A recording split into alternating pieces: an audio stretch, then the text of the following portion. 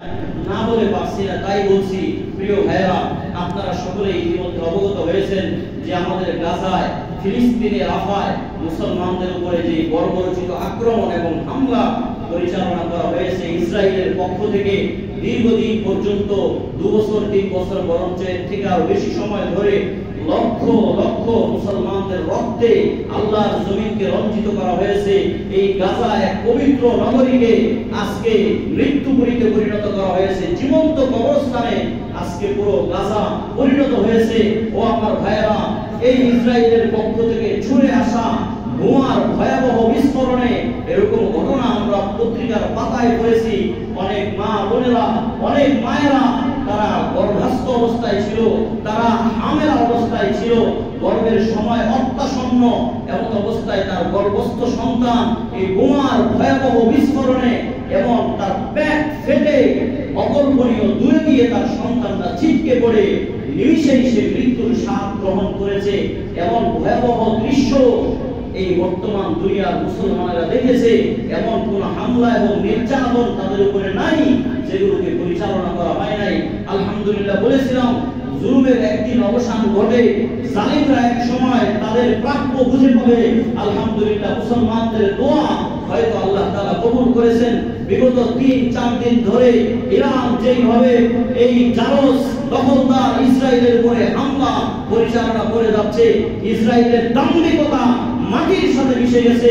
আলহামদুলিল্লাহ, এখন তাদের জবান থেকে বের হচ্ছে যে যুদ্ধ বন্ধ করো ইরান, যুদ্ধ বন্ধ করো ইরান, আমাদের উপরে আর হত্যাকার্য পরিচালনা করো না, আমরা এখন তোমাদের কাছে ক্ষমা চাই, যুদ্ধ নয়, এখন আমরা শান্তি চাই।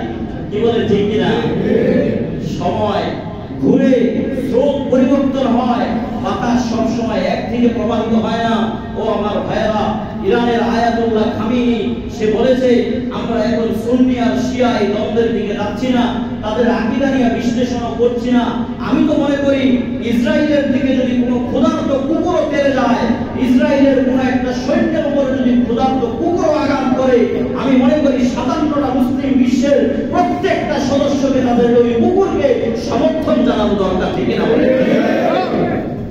ক্ষুধার্ত কুকুর পর্যন্ত যদি তাদের দিকে তেড়ে যায়, আমাদের সবচেয়ে ধর্মের সবচেয়ে গুরুত্বপূর্ণ জায়গা ইসলাম, আমাদের মুসলমান ভাইদেরকে যেভাবে রক্তাক্ত করা হয়েছে, তাদেরকে যেভাবে হত্যা কাণ্ড ঘটিয়ে মাটির সাথে মিশিয়ে দেওয়া হয়েছে, ইনশাআল্লাহ আশা করি এই যে বর্তমান দুনিয়াতে যে 360টি কান্ট্রি আছে, রাষ্ট্র আছে, অচিরেই যদি এই ইরানের সাথে আপনার উত্তর কোরিয়া যেভাবে হাত মিলাচ্ছে, রাশিয়া যেভাবে হাত মিলাচ্ছে, চীন যেভাবে হাত মিলাচ্ছে, ইনশাআল্লাহ যদি এইভাবে ইরানকার শক্ত অবস্থান ধরে রেখে ইসরায়েলের উপরে এই হামলা কার্য পরিচালনা করে যায়, আমি মনে করি ইসরায়েল এই পৃথিবীর মানচিত্র থেকে বিদায় নিতে আর সময় লাগবে না, ঠিক আছে?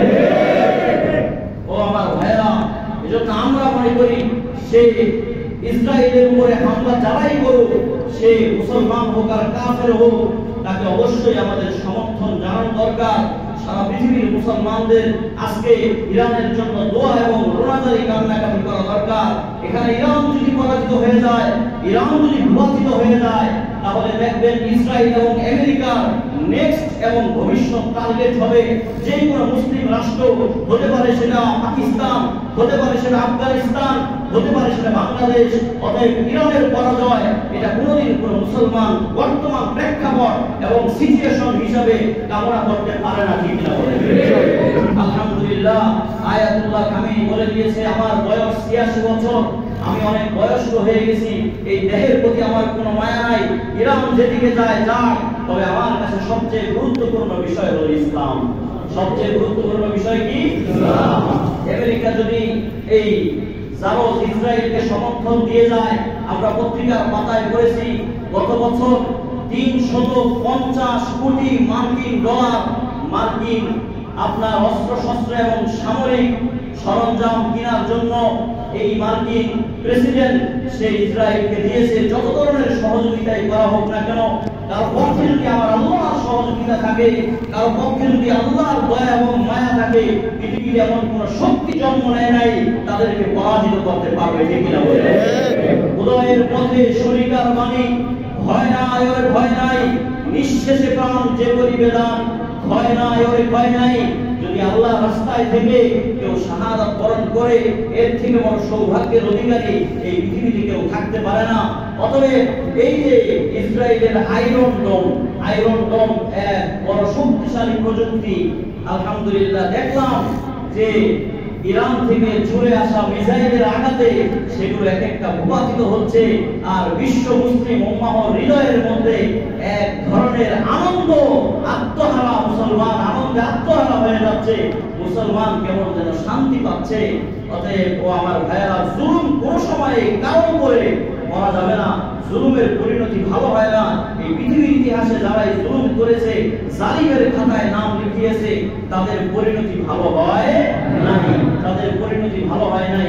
এজন্য আমাদের প্রত্যেক নামাজের পরে দোয়া করা দরকার যে যেইভাবে আমাদের ফিলিস্তিনি ভাইদেরকে হত্যা করা হয়েছে, যেইভাবে নৃশংসভাবে অন্যায়ভাবে তাদেরকে এই নিরস্ত্র নিরন্ন অসহায় মজলুম নিরপরাধ মা বোনদের রক্তে আল্লাহ জমিনকে রঞ্জিত করা হয়েছে, ইসরায়েল যেন তাদের উচিত শিক্ষাটা পায়, যা করেছে এর পাল্টা বিচার আল্লাহর পক্ষ থেকে চলে আসে, এবং এই ইসরায়েল নামক কোন রাষ্ট্রই যেন এই পৃথিবীর মানচিত্রে না থাকে, এই দোয়া আল্লাহর কাছে করা।